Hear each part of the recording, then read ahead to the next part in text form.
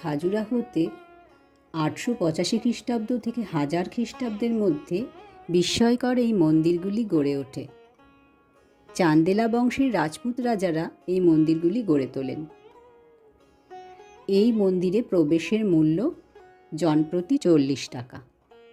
পশ্চিম দিকের এই মন্দিরগুলি এখনও অক্ষত আছে। এটি হচ্ছে বিশ্বনাথ মন্দির, আর ওইটি হলো লক্ষ্মণ মন্দির। এর দেওয়ালের এই বিবাহ বাসরের ভাস্কর্য আপনাকে অবাক করে দেবে।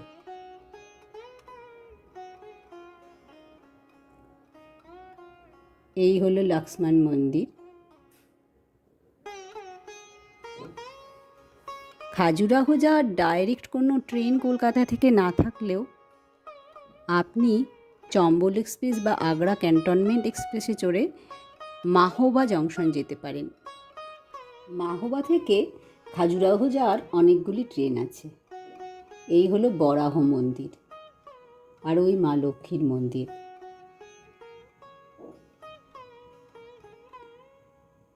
এরপর আপনি দেখে নিন একে একে জগদম্বা মন্দির, চিত্রগুপ্ত মন্দির ও মন্দিরগুলির গর্ভগৃহে একবার ঘুরে নেবেন।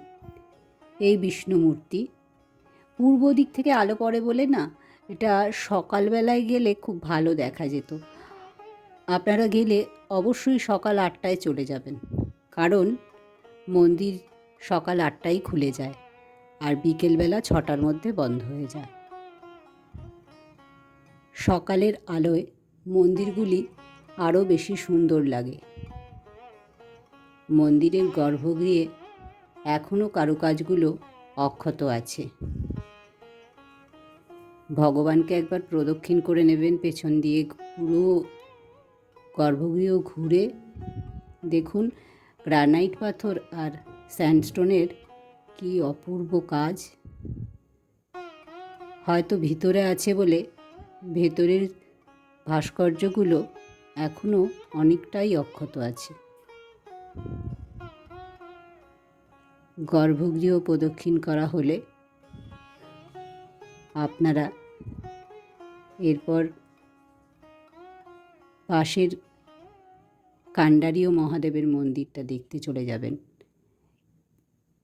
ওয়েস্টার্ন গ্রুপ অফ টেম্পলের সব থেকে সুন্দর মন্দির হচ্ছে কান্ডারীয় মহাদেবের মন্দির।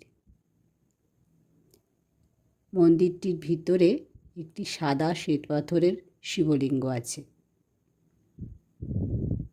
দেওয়ালের কারুকাজের তো কোনো তুলনা হবে না। আসলে মোবাইলের ভিডিও দেখে আপনারা বুঝতে পারবেন না যে এর বিশালতা, এর সৌন্দর্য কতটা। একটা বড় মাঠ বা প্রান্তর বলতে পারেন, তার চারপাশে সব মন্দিরগুলি গড়ে উঠেছে। আপনারা একবার টিকিট কেটে ঢুকলে সব মন্দিরগুলি দর্শন করে তারপর বেরিয়ে আসবেন। অক্টোবর থেকে মার্চ মাস অবধি খাজুরাহো আসার ভালো সিজন। এর সাথে আপনি রানহে ফলস, পাণ্ডব কেভ ও পাণ্ডব ফলসও দেখে নিতে পারেন। গাইডের রেট এখানে 2400 টাকা, তবে তার উপরও দরদাম চলে। তবে ওনারা সঠিক ভাস্কর্যটি আপনাকে দেখিয়ে দেবেন। এতগুলো মন্দিরের মধ্যে আমাদের সাধারণের চোখে সেটা ধরা পড়ে না।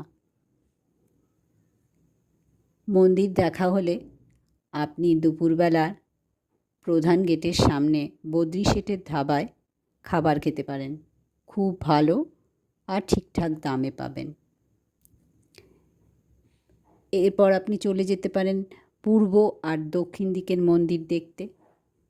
একদিনেই পুরো মন্দিরগুলি দেখা হয়ে যায়। আমার পরের ভিডিওতে পূর্ব আর দক্ষিণ দিকের মন্দিরগুলি দেখাবো আপনাদের।